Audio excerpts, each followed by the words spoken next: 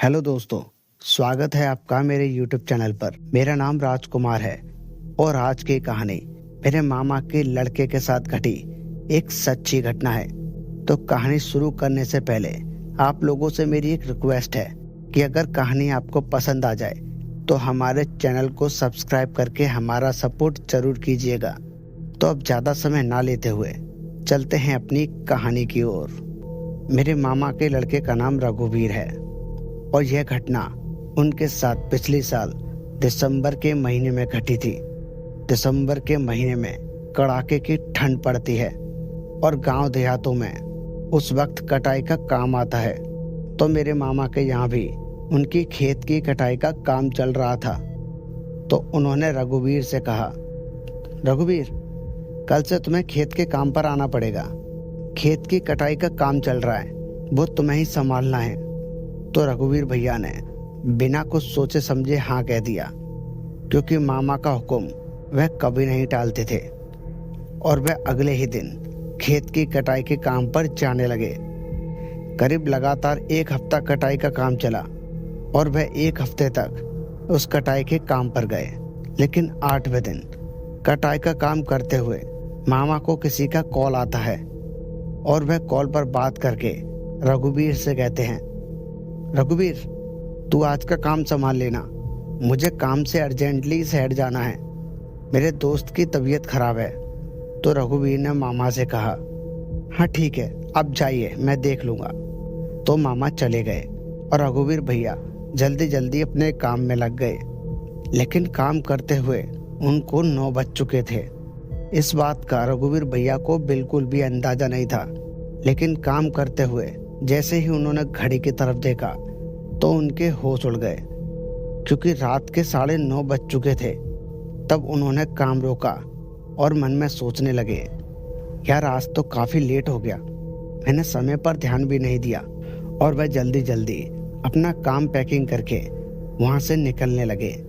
लेकिन निकलने से पहले रघुवीर भैया ने सोचा कि खेत से घर की दूरी 2 किलोमीटर दूर है और इस 2 किलोमीटर के बीच में आता है वह शमशान का कच्चा रास्ता और वह श्रापित बरगद का पेड़, जिसके बारे में गांव के लोग उल्टी सीधी बातें करते हैं कि वहां कोई छलावा घूमता है।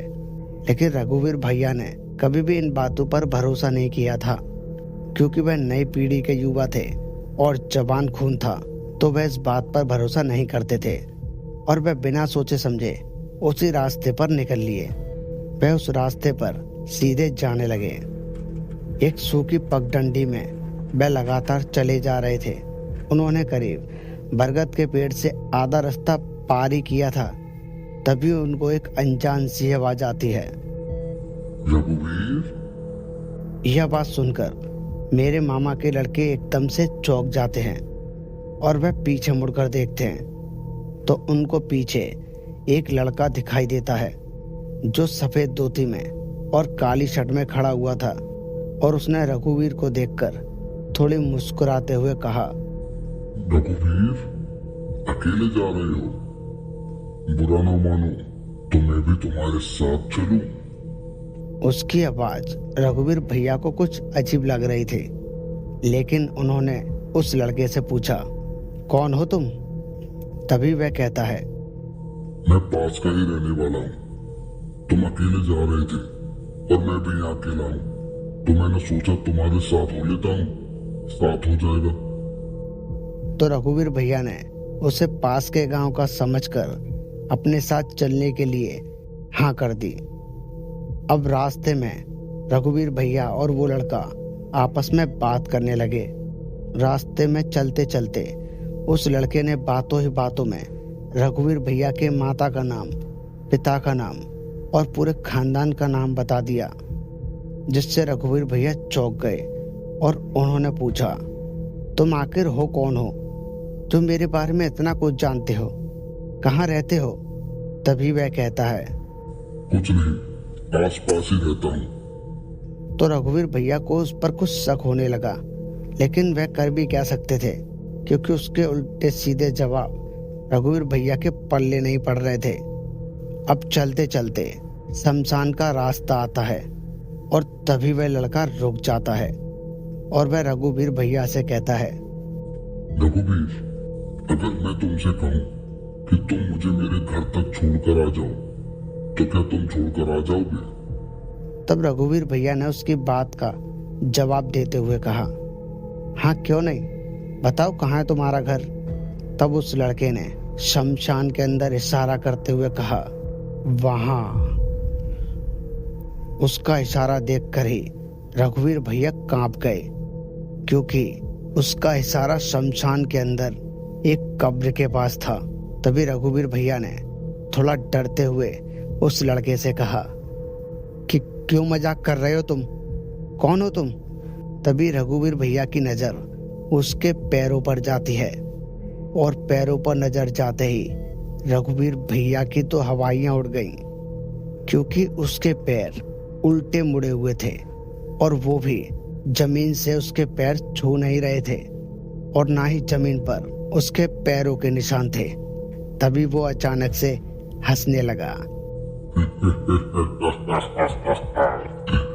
और हंसते हुए उसका चेहरा बदलने लगा। उसकी आंखें एक गड्ढे में बदल गईं और उसका चेहरा बड़ा ही भयानक हो गया और उसने रघुवीर भैया से कहा, डरो मत, मैं तुम्हें तुम्हारे घर छोड़ने आया हूँ। लेकिन रघुवीर भैया ने यह देखा तो वह उल्टे पैर दौड़ लिए और दौड़ते हुए उनको उनकी दादी की बात याद आई। दादी कहा करती थी कि अगर छलावा पीछे से आवाज दे तो कभी भी जवाब मत देना, और वह दौड़ते हुए हनुमान जी का नाम ले रहे थे। जय हनुमान के अनुबंध सागर से कपीस लोक उजागर रामदूत अतुलित बल धामा अंजनी पुत्र पवन सुतनामा महावीर विक्रम बजरंगी कुमति निवार समत के संगी। और उनके पीछे से वह छलावा अलग अलग आवाजों में आवाज दे रहा था, कभी उनकी माँ की, कभी उनके पिता की, तो कभी उनके मामा की। लेकिन उन्होंने जवाब नहीं दिया और वह सीधे चलते रहे। अब जैसे ही उन्होंने जोर से हनुमान जी का जयकारा लगाया, जय बजरंग बली, तो यह कहते ही उनको उनके पीछे से बहुत ही तेज चीख सुनाई देती है, जैसे किसी को जिंदा जला दिया हो। और यह चीख सुनते ही मेरे मामा के लड़के बेहोश हो गए और जब उनको होश आया तो वह खेत के किनारे पर पड़े हुए थे। सुबह हो चुकी थी और गांव के लोग उनके चारों तरफ खड़े हुए थे। तब उन्होंने उठकर सबसे पूछा, मैं कहाँ हूँ और वो लड़का कहाँ है। तब गांव वालों ने उनको समझाया और एक तरफ बिठा लिया। एक ने उनको पानी ला कर दिया। उन्होंने गट-गट पानी पिया। तब गांव के एक बुजुर्ग आदमी ने उनसे कहा, क्या हुआ था तुम्हारे साथ। तब रघुवीर भैया ने अपनी पूरी आपबीती उनको बता दी कि कैसे उनको वो लड़का मिला और रास्ते में कैसे उसका रूप बदल गया। तब बुजुर्ग ने उनसे कहा, किस्मत वाले हो जो बच गए, क्योंकि छलावा जिसको घर छोड़ने आता है ना, तो वह उसकी आत्मा को अपने पास ही रख लेता है। अगर तुम्हें वो घर छोड़ देता तो तुम जिंदा नहीं बचते, तुम्हारी आत्मा उसकी गुलाम हो जाती। शुक्र है तुम बच गए। तो मैं यह सुनकर बहुत ज्यादा डर चुका था और मैंने मनी मन हनुमान जी को शुक्रिया कहा और उस रात के बाद मैंने उस खेत पर जाना ही बंद कर दिया। और आज भी मैं कभी भी रात में कटाई का काम हो चाहे कोई भी काम हो, खेतों पर नहीं जाता। और अब मैं हनुमान जी की डेली पूजा करता हूँ, क्योंकि हनुमान जी नहीं होते तो उस रात मैं नहीं, मेरी लाश मेरे घर लौटती। तो दोस्तों, यह कहानी थी मेरे मामा के लड़के के साथ घटी एक सच्ची घटना। तो अगर कहानी सुनाने में कोई त्रुटि है तो कमेंट में जरूर बताएं, मैं उस त्रुटि को सुधारने की कोशिश करूंगा। तो मिलते हैं आपसे अगली वीडियो में, तब तक के लिए नमस्कार।